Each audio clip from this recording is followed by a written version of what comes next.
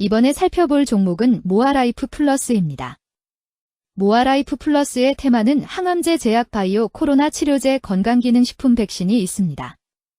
모아라이프 플러스는 자체 플랫폼 기술을 활용한 바이오 신약 개발 사업을 중심으로 건강기능식품과 화장품 등의 컨슈머 사업, 전문의약품 및 의료용품 유통 사업을 영위 신약 후보물질 개발을 위해 자체 플랫폼 기술 휴마MAX, 무코MAX을 활용하여 기초 연구에서부터 임상 연구까지 다양한 단계의 파이프라인을 보유하고 있음 항암제 개발을 위한 해외 합작법인 퀸트라이전을 설립 운영 중에 있음.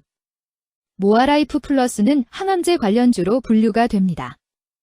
종목 이름 모아라이프 플러스 테마 항암제 제약 바이오 코로나 치료제 건강기능식품 백신 기업개요 바이오 신약 기술인 백신 디스플레이 기술과 면역 기술에 대한 세계적 원천 특허 및 용도 특허를 근간으로 1999년 설립되어 사업 영위 중임.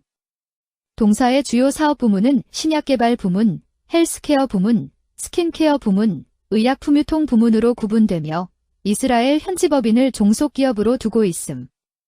신약개발 관련 주요 파이프라인으로는 자궁경부상 P형증 치료제 DOLS-H01, 자궁경부전암 치료제 DOLS-M07, 뒤생근 디스트로피 치료제 DOLS-M22가 있음. 재무 화장품 판매가 증가하였으나 건강기능식품 및 의약품 판매가 감소한 가운데 BL-팜텍 연결 제외로 외형이 축소되며 전년 동기 대비 매출 급감. 외형 축소로 원가 및 판관비도 감소하며 전년 동기 대비 영업손실 규모 축소, 무형자산 손상차 손한입 제거 등에도 순손실 규모도 축소. 화장품 판매 증가와 전문의약품 유통 부문의 성장으로 매출 성장 기대되며 다수의 파이프라인에 대한 임상을 진행 중인 바 성장 동력 확보가 기대됨. 항암제 관련주 모아라이프 플러스의 주가 전망 및 차트 분석에 대한 개인적인 생각. 1. 투자지표 분석 2025년 2월 10일 기준 장마감 모아라이프 플러스의 시가총액은 469억 원입니다. 시가총액은 기업가치로 기업이 가지고 있는 주식의 수 곱하기 현재 주가입니다. 모아라이프 플러스의 시가총액 순위는 코스닥 1266위입니다. 모아라이프 플러스의 상장 주식 수는 3773만 4811주입니다. 모아라이프 플러스의 액면가는 500원이고 매매 단위는 1주입니다. 모아라이프 플러스의 PER은 6.47배이고 동종업계 PER은 100.29배의 수치를 보여주고 있습니다.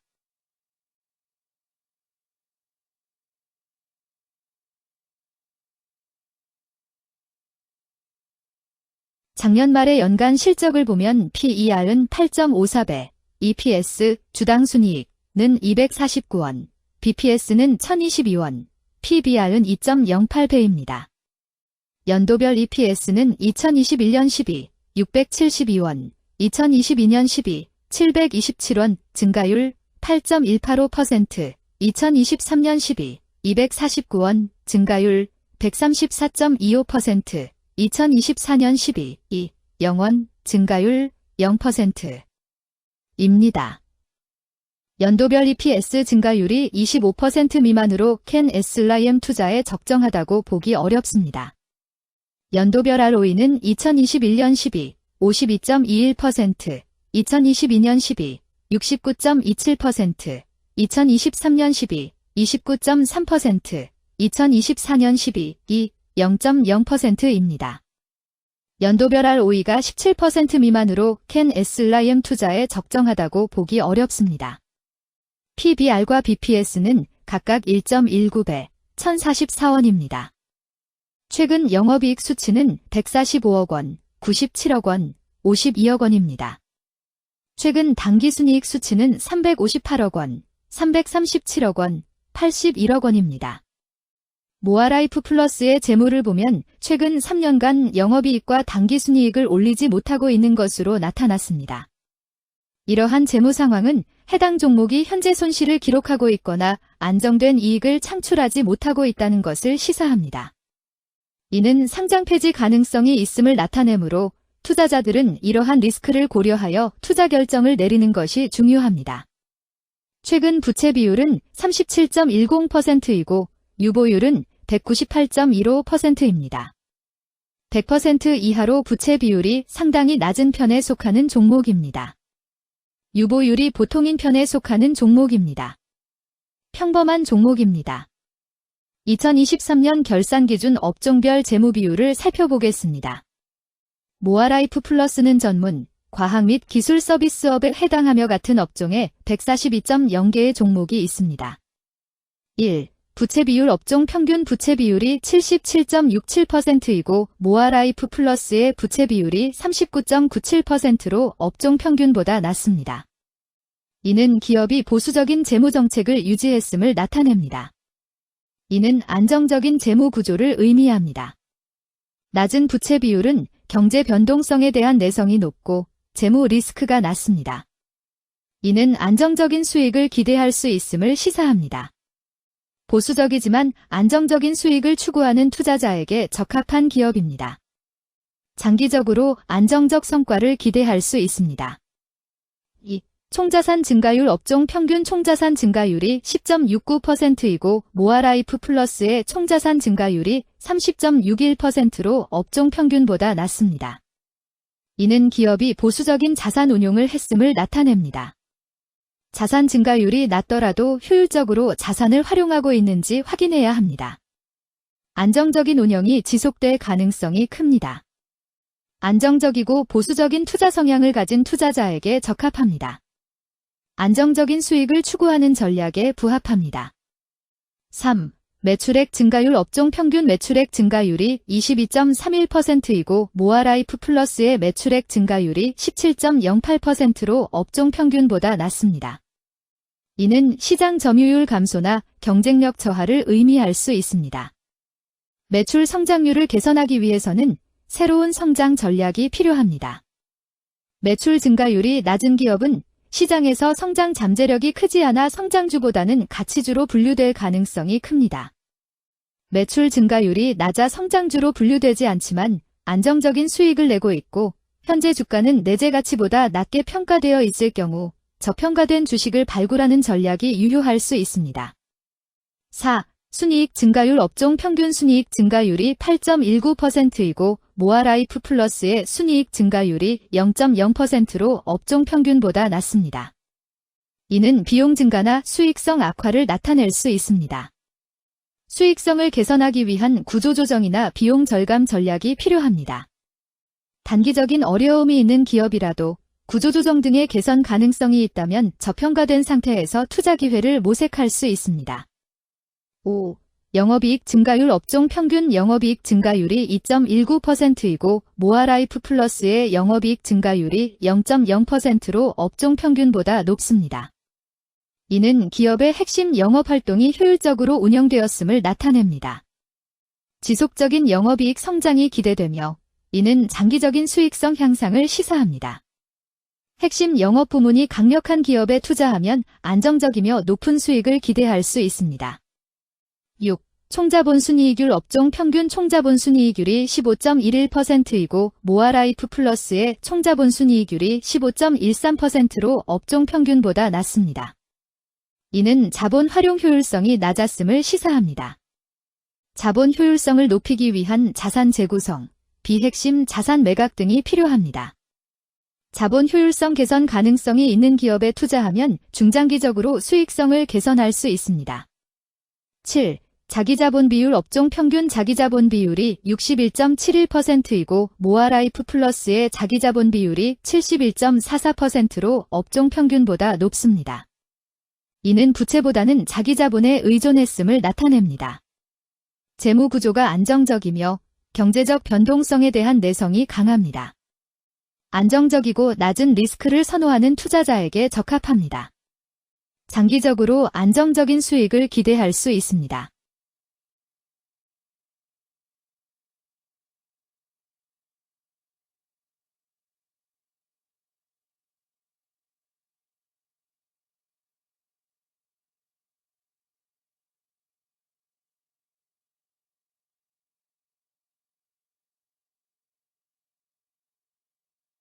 (2) 재무 분석 1. 손익계산서 분석 지난 실적 대비 매출액 등은 감소하였으나 영업이익이 증가하여 소폭의 주가 상승이 예상되나 매출 원가나 판관비 감소로 인해 영업이익이 증가한 것으로 추정되어 계속 영업이익이 증가할지는 추가 검토가 필요합니다.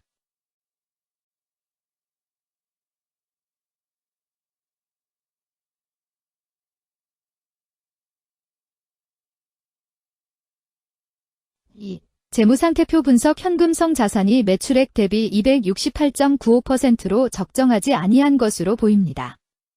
전분기 대비 매출액 감소 결과 매출채권도 감소하였으나 매출액 감소 대비 매출채권 감소 비율이 낮아 매출채권 회수가 적정하지 아니한 것으로 보이고 채권 회수 미회수 시 판권비, 대손상각비 증가 요인으로 작용할 가능성이 높아집니다.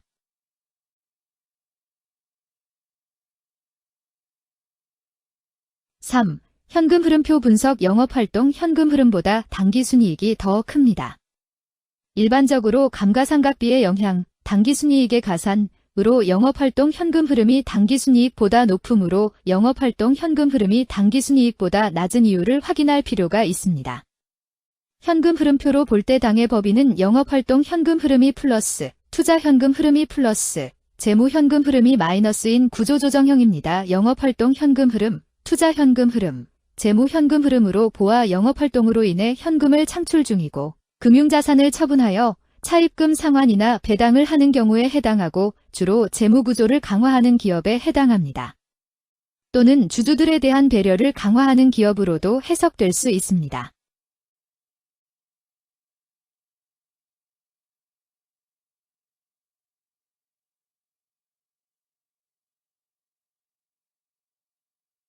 (3) 차트 분석. 모아라이프 플러스의 2025년 2월 10일 기준 장마감 현재 주가는 1242원이며 이는 전일 종가인 1281원보다 39원 하락한 결과를 보여주고 있습니다. 최근 5일 종가들의 평균은 1208원입니다. 현재 주식의 종가가 최근 5일간의 평균 종가를 상회하고 있기 때문에 단기적으로 상승 추세가 나타날 가능성이 있다고 판단할 수 있습니다. 모아라이프 플러스의 종가는 1242원이며 모아라이프 플러스의 현재 주가는 20일 이동 평균선 및 볼린저 밴드 중심선보다 위에 위치하고 있습니다. 이는 최근의 주가 움직임이 상승세에 있음을 시사하며 주가가 통상적인 평균 수준보다 높은 수준에 있음을 나타냅니다. 모아라이프 플러스의 종가는 1242원이며 모아라이프 플러스의 현재 주가는 241 이동 평균선 아래에 있습니다. 이는 장기적인 흐름을 나타내는 지표 중 하나인 241 동안의 평균 주가를 나타내는 이동 평균선을 기준으로 주가가 하위에 위치하고 있음을 의미합니다. 이러한 상황은 장기적인 관점에서 주가가 하락 추세에 있을 수 있다는 신호로 해석될 수 있습니다. 121선과 241선과 481선이 역배열을 이루어 있어 장기적인 추세가 불확실하고 불안정한 상태에 있다는 신호입니다. 오늘 종가와 20일 이동평균선 사이의 이격도가 120%이므로 약세장이 아닌 경우 20일 이동평균선과의 이격도 상에서는 매도 신호로 볼 수 있습니다. RSI가 58.03%로 특별한 신호로 보기 어렵습니다. 다른 기술 지표나 시장 조건과 함께 고려할 필요가 있습니다.